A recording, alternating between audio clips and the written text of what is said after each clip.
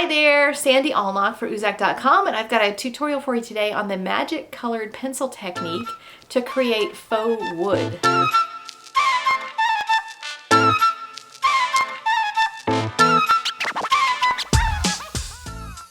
Using the All the Time set from Hero Arts, available in the Uzak store, as are all the clear sets that are fundraisers for Operation Right Home.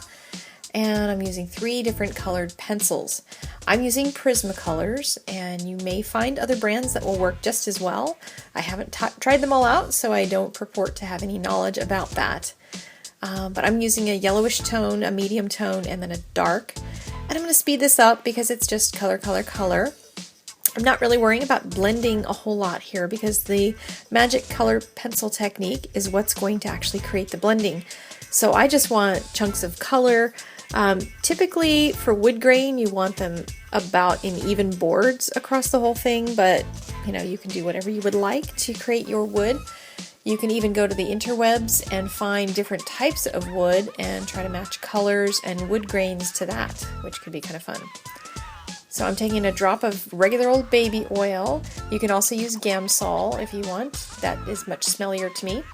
And this little blending stub that you can get at any art supply store.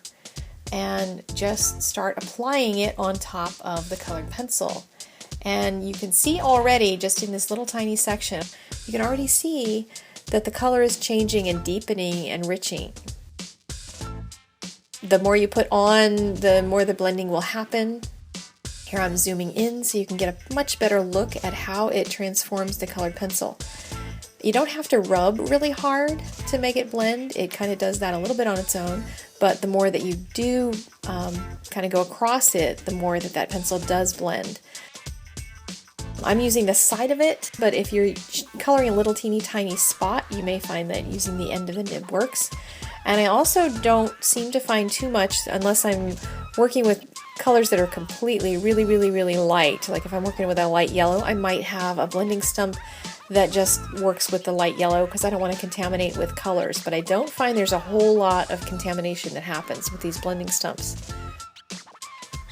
Now I'm going back in over top of it. You can go back in after completing the first round of blending, and you don't even have to wait for it to dry. It dries pretty quickly, and of course it smells really nice, unlike the Gamsol stuff. So I like the baby oil for that reason, but I'm just adding some depth around the sides just to add some dimension to it, and then I'm going to go back in again with the baby oil and just re-blend. I haven't tried to see if you can ever get too much baby oil on it, but you may find that, so if you start getting weird wobbling of your paper, you might want to stop and start over again on a new piece. But now I'm also adding some lines that I'm going to leave on it, and I'm just adding some wood grain. So I want to make it look like individual boards. So I'm kind of sketching in some lines. They don't have to be even, but just make them look like they're boards. Keep them going the same direction, because if you have a chunk of wood on a clock, it's not going to be all kitty-wampus, different lines, different directions. So you want to make sure you at least keep that much realistic. Here's the Heyday pack from Studio Calico. It's one of many 6x6 pads that Uzak carries. My layers, I have a brown layer in the background that's 5.5 by 2.25. The pattern layer on top, this wood grain piece, is 5.5 by 2. I'm using ATG tape. This is a red gun that I've had for eons, and I love my ATG gun. Uzak carries the pink one, and they also carry the tape refills. They're much more cost effective if you're doing a lot of card making, especially than other tape runner type things. So it might be a big gun and it takes a little while to get used to. Here I'm having a little issue with going crazy on this is the 1/2" tape that I'm using. And I'm just going to turn it over because I splooged some tape on the other side. I could have rubbed it off easily, but since I'm going to be putting adhesive on the back to put it onto the card anyway, figured I'd just leave it there. Centering that panel, and now I'm going to add a little adhesive to the back of my clock, and I want to fold just a scrap. I cut this just on my paper trimmer really thin, and you want to fold it so that it lays pretty flat underneath, and then put it under the 6 o'clock mark so your clock stays just about straight.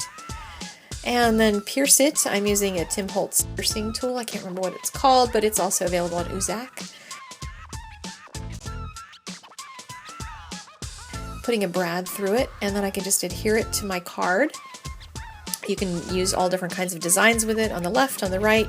You can do it vertically, alter the sketch, and I've put a Missing You sentiment on it from the All the Time set, but you could also do a Father's Day card. This would be a really great masculine card for a guy, but I love this wood grain effect, and I hope you do too. I hope you enjoyed this video. Thank you so much for taking a few minutes out of your busy day to watch it. If you enjoyed it, please click the like button down below because that tells me what kind of content you like the most. With all that, I also want to invite you to my patreon.com page. It's something I just signed up for. I'm really curious to see how it's going to work. It's a site kind of like Kickstarter in that it gives you, the fans, the opportunity to support content creators that you like.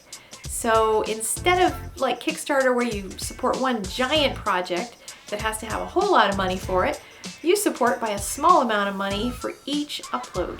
So if I create one video a week, you would multiply it times like 4 in a month. You can also cap how much you give so that you don't end up going over your budget, but you can support at whatever level you want. There's going to be rewards coming when I figure out how to do that. But I would like to just invite you to check out the website and see what you think. I think it's a really interesting model and I'm curious to try it out. All right, I will see you guys in the next video. Thanks, bye.